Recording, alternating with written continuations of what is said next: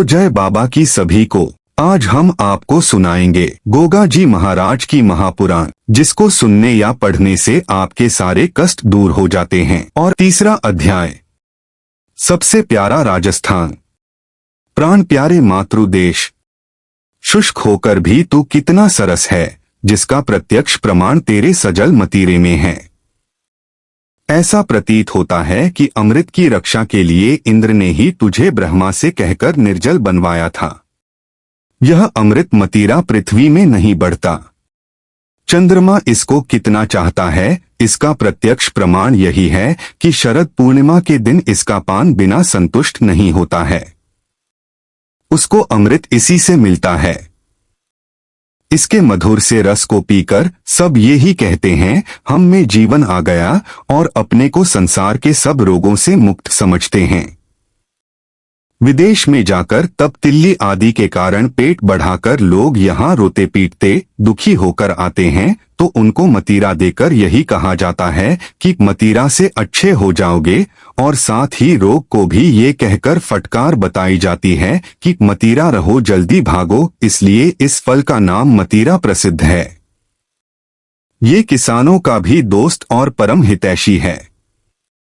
गर्मी के मौसम में जब किसान धान की फसल में काम करते हैं, तब ये उनकी तप्त को भगाकर तृप्त करता है। कुछ पुराने जमाने के सज्जन इसके अंदर के रूप को देखकर घृणा करते हैं। उनके लिए सफेद और स्वच्छ रूप में भी ये पैदा होता है। आप इसके प्रत्येक अंग का कितने ही मृदुकों से निरादर करें, परंतु ये अपने सारे अंग को कुचलवा कर भी अंत तक रस ही देता रहता है। जब आप लोग इसकी खोपड़ी उठाकर फेंक देते हैं, तब ये आपकी खोपड़ी गर्मी में तर करने के लिए अपने बीज छोड़ जाता है। जब गर्मी में आप इसके बीजों को घोट घोट कर पीते हैं, तभी इसकी स्तुति करके जीते हैं। हे मरुभूमि के अमर फल, तूने अपनी सहनशीलता पराकाष्ठा को पहुंचा दी है।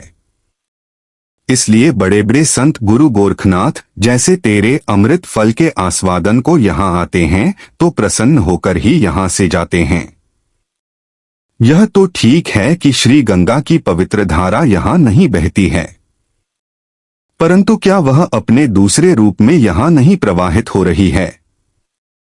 अबोध दुनिया के लोग तुझे मरुभूमि के नाम से पुकारते हैं, परंतु सब सुबोध जानते हैं कि एक जमाने से आज तक अमरों की अमरावली तू ही है।